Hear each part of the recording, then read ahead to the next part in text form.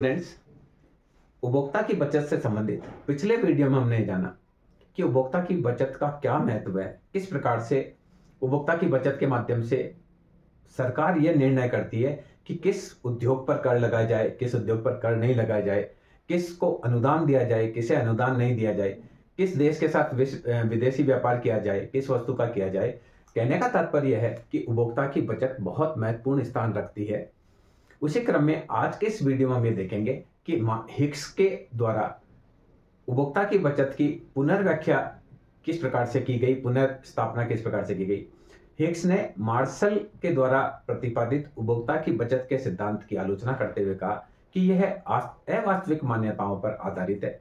इस सिद्धांत में यह माना गया था कि उपयोगिता को मापा जा सकता है, यानी उपयोगिता एक गणनावाचक विचारधारा है, जबकि हिक्स का मानना था कि उपयोगिता को मापा नहीं जा सकता, हम केवल उपयोगिता को क्रम प्रदान कर सकते हैं परंतु माप नहीं सकते हैं। दूसरा, मार्शल के द्वारा यह माना गया था कि मुद्रा की सीमांत उपयोगिता स्थिर रहती है, जबकि हिक्स का मानना था कि मुद्रा की सीमांत उपयोगिता स्थिर नहीं रहती है। जैसे जैसे व्यक्ति के पास मुद्रा की मात्रा बढ़ती है, मुद्रा की सीमांत उपयोगिता भी गिरती है, और यदि किसी समय में उपभोक्ता के द्वारा मुद्रा की इकाइयों को खर्च किया जाता है तो जैसे जैसे मुद्रा उसके पास कम होती है, मुद्रा की सीमांत उपयोगिता भी बढ़ती है। कहने का तात्पर्य हिक्स का यह मानना था कि मार्शल की यह मान्यता भी अवास्तविक है कि मुद्रा की सीमांत उपयोगिता स्थिर रहती है।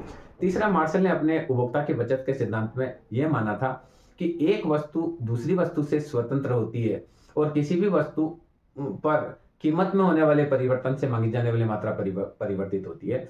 हिक्स ने इस बात की भी आलोचना करते हुए कहा कि किसी भी वस्तु का कीमत प्रभाव दो प्रभाव का योग होता है, आय प्रभाव और प्रतिस्थापन प्रभाव।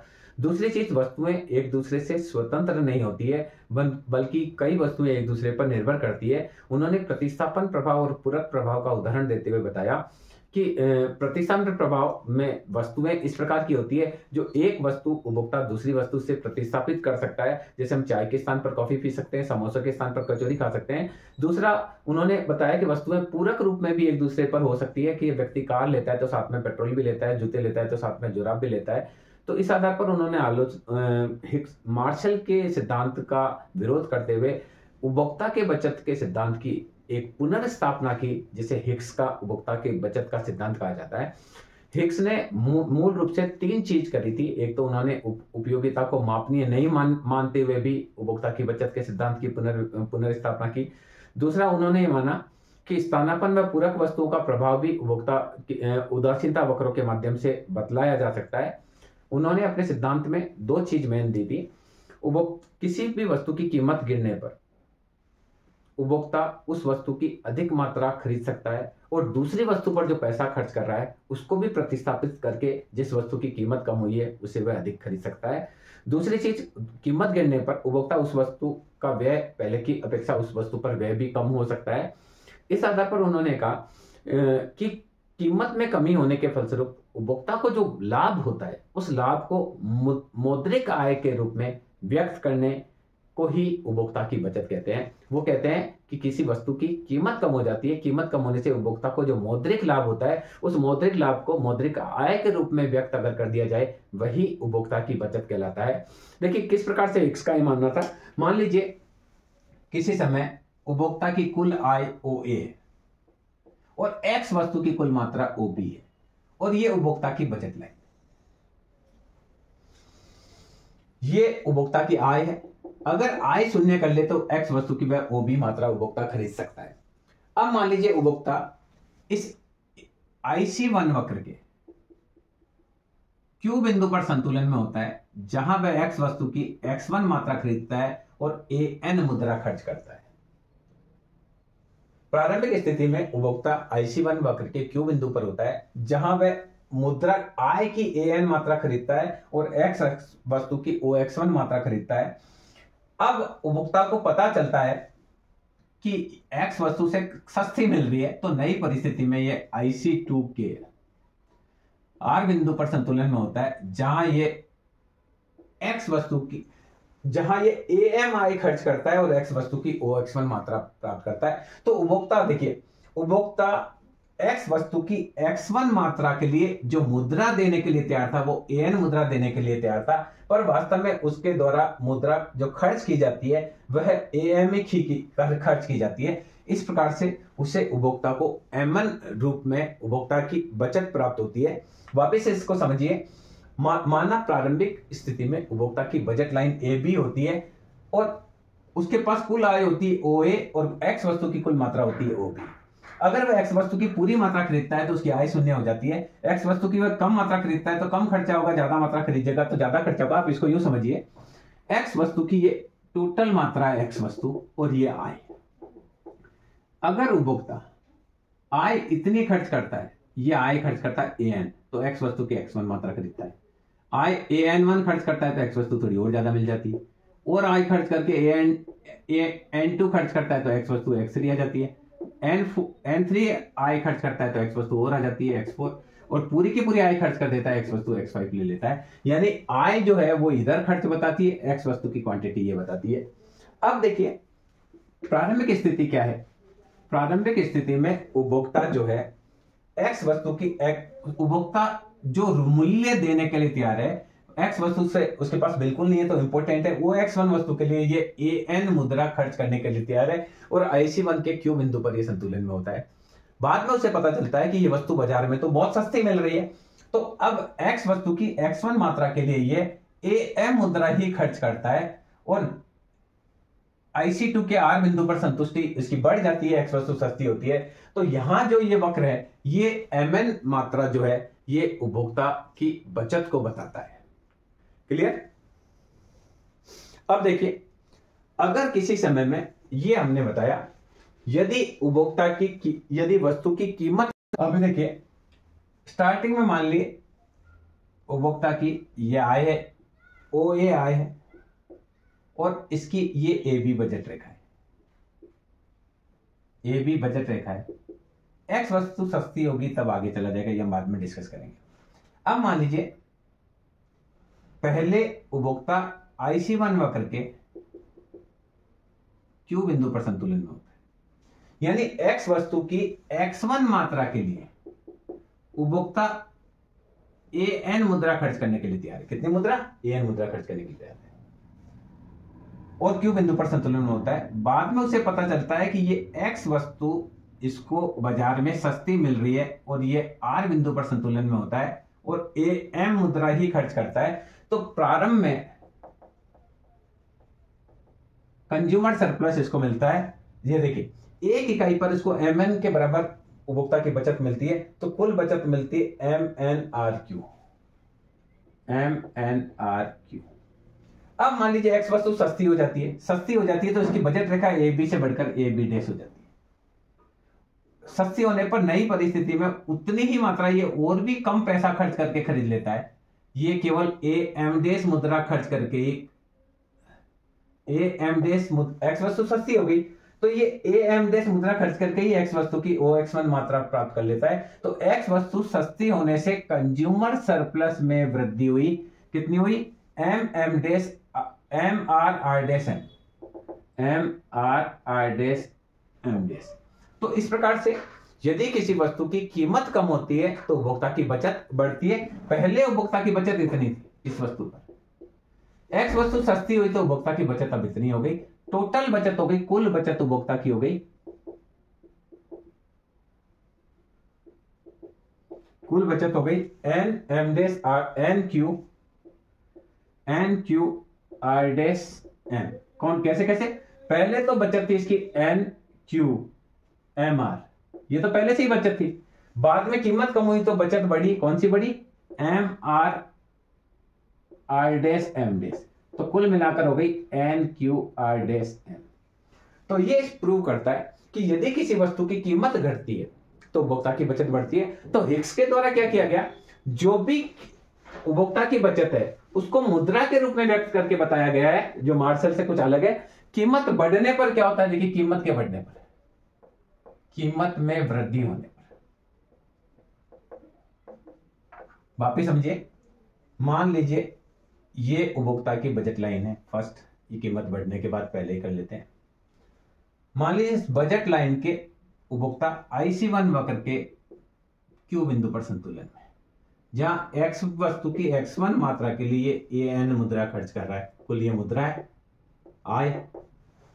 अब X वस्तु उसको वास्तव में बाजार में सस्ती मिल जाती है, तो ये AN-Q यानी कंज्यूमर सरप्लस, पहले इसको क्या होता था NQ-Q-N। देखिए क्या है, शुरू में मान लीजिए बजट रेखा उपभोक्ता की AB बजट रेखा है, उपभोक्ता की जो बजट रेखा है शुरू में ये AB है। AB बजट रेखा के ये IC1 के Q बिंदु पर संतुलन में होता है, जहां X वस्तु की X1 मात्रा के लिए ये AN मुद्रा खर्च करने के लिए तैयार होता है। बाद में उसको पता चलता है कि बाजार में X वस्तु सस्ती मिल रही है, और सस्ती मिल रही है तो IC2 के Q1 बिंदु पर संतुलन में होता है, तो ये AN की जगह AN- मुद्रा खर्च करके ये X वस्तु की OX1 मात्रा प्राप्त कर लेता है, और इसको उपभोक्ता की बचत होती है। इतना मूल्य देने के लिए तैयार था, मूल्य इतना ही देता है, तो एक इकाई पर इतनी इसको बचत, कुल बचत होती है, ये उपभोक्ता की बचत है। अब X वस्तु महंगी होती है, तो इसका जो बजट लाइन है वो अंदर की तरफ शिफ्ट होकर AB- हो जाती है। पहले AB थी, अब अंदर की तरफ चल जाती है, और नई परिस्थिति में उपभोक्ता IC1 देश के Q मान लीजिए T बिंदु पर संतुलन में होता है, T बिंदु पर संतुलन में होता है, तो X वस्तु महंगी होने से X वस्तु पर पहले की तुलना में ज्यादा मात्रा खर्च करता है। पहले AN- मुद्रा खर्च करता था, अब N- मुद्रा खर्च करता है, तो ये जो है उपभोक्ता की बचत में इतनी कीमत कम होने से उपभोक्ता की बचत में कमी, उपभोक्ता की बचत में कमी कीमत वृद्धि से। तो इस प्रकार से क्या होता है, हिक्स ने यह करके बताया था कि मुद्रा के रूप में उसको बताया था कि कितनी मुद्रा उसकी खर्च होती है। पहले वह इतनी मुद्रा देने के लिए तैयार था, इतनी मुद्रा देता था, तो कुल ये उपभोक्ता की बचत होती है। X वस्तु महंगी होती है तो इतनी उपभोक्ता की बचत कम हो जाती है। अब X वस्तु की कीमत बढ़ने पर इसको ये उपभोक्ता की बचत इतनी प्राप्त होती है। कौन सी? MNTQ, कीमत वृद्धि के बाद कंज्यूमर सरप्लस, इसको कितना मिलता है? NMTQ। तो इस प्रकार से कीमत में कमी होने पर उपभोक्ता की बचत बढ़ती है, और कीमत बढ़ने पर उपभोक्ता की बचत घटती है। अब देखिए, आय में परिवर्तन होने पर उपभोक्ता की बचत में क्या परिवर्तन होता है, इसको भी हिक्स के द्वारा पुनर्व्याख्या की गई थी। आय में परिवर्तन होने पर उपभोक्ता की बचत में वृद्धि है। आय में वृद्धि होने पर देखिए, इसको भी हिक्स के द्वारा बताया गया था। मान लीजिए उपभोक्ता की पहले आय थी, बजट रेखा थी AB। इस बजट रेखा में X वस्तु की वह इतनी मात्रा खरीद सकता है, और ये उसके पास कुल आय। इस आय पर X वस्तु की X1 मात्रा के लिए मान लीजिए उपभोक्ता AN मुद्रा खर्च करने के लिए तैयार है, पर X वस्तु बाजार में सस्ती होती है, तो ये IC1 की जगह IC2 पर संतुलन में होता है, ये Q की जगह R बिंदु पर संतुलन में होता है, और X वस्तु की M मात्रा ही खरीदता है। तो कंज्यूमर सरप्लस, इसको ये उपभोक्ता इतना देने के लिए तैयार था, उतना ही देता है, तो प्रति इकाई इसको MN उपभोक्ता की बचत होती है, और कुल उपभोक्ता की बचत होती है MNRQ। अब यदि उपभोक्ता की आय बढ़ जाती है, तो इसकी बजट रेखा A-B- हो जाती है। नई बजट रेखा पर उपभोक्ता X वस्तु की X1 मात्रा के लिए जो मुद्रा खर्च करने के लिए तैयार था, वो इतनी मुद्रा खर्च करने के लिए तैयार था। कितनी? A-N- कितनी मुद्रा खर्च करने के लिए तैयार था? A-N- मुद्रा खर्च करने के लिए तैयार था, और वास्तव में उसको मुद्रा खर्च करनी पड़ती है। X वस्तु की बाजार में रेट कम होती है, तो उसको मुद्रा खर्च करनी पड़ती N2R-R2, इतनी खर्च करनी पड़ती है। तो पहले देखिए, आय से पहले इसको कंज्यूमर सरप्लस इतना हो रहा था, आय बढ़ने के बाद भी लगभग उतना ही कंज्यूमर सरप्लस होता है। आय बढ़ने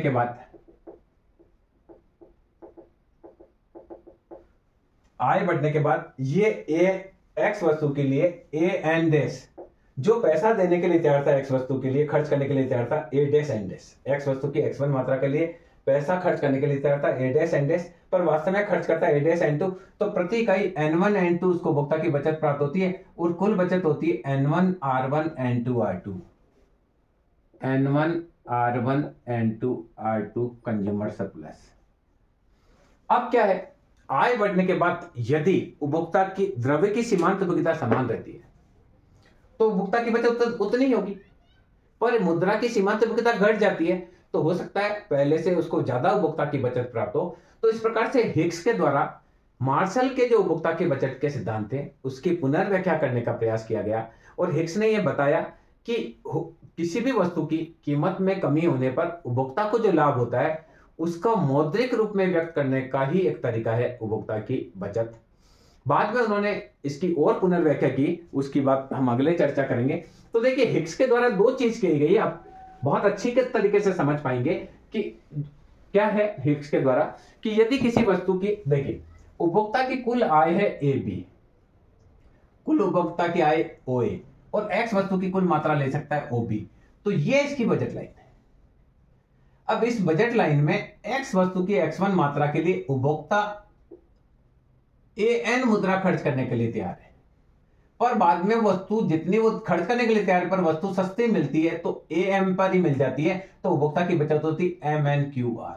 ये मैंने आपको बताया। अब क्या है, यदि एक्स वस्तु सस्ती हो जाती है, एक्स वस्तु सस्ती हो जाती है तो इसकी बजट रेखा यहां आ जाएगी ए बी डैश, और अब एक्स वस्तु की उतनी मात्रा और भी कम पैसों पर मिल जाएगी, IC3 पर चला जाएगा IC2 की जगह, तो ये M डैश मुद्रा से ही मिल जाएगी। तो इतनी कीमत कम होने से उपभोक्ता की बचत बढ़ जाएगी। तो ये जो उपभोक्ता को कीमत कम होने से जो लाभ मिला उसको मुद्रा के रूप में व्यक्त किया, कितना MM1।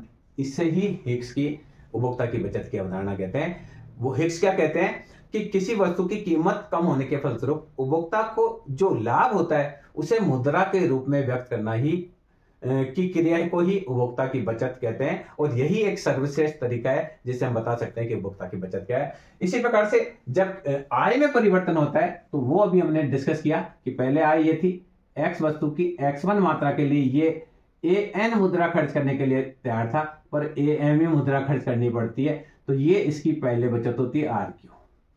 अब आय बढ़ जाती है, आय बढ़ जाती है तो आय वक्र ऊपर चला जाता है, और अब इसी मात्रा के लिए पहले पैसे वाला हो गया तो ज्यादा मुद्रा देने के लिए तैयार है, एक्स वस्तु के लिए इतनी मुद्रा खर्च करने के लिए तैयार है ए डैश एन डैश, पर बाजार में तो रेट वही है तो यहाँ उसको एम डैश मुद्रा खर्च करनी पड़ती है। तो ये आय बढ़ने के बाद उपभोक्ता की बचत है, ये पहले उपभोक्ता की बचत है। ये चीज हिग्स के द्वारा दी गई। तो मैं समझता हूँ इस वीडियो के माध्यम से आप समझ पाए होंगे कि हिग्स के द्वारा उपभोक्ता की बचत की पुनर्व्याख्या किस प्रकार से की गई।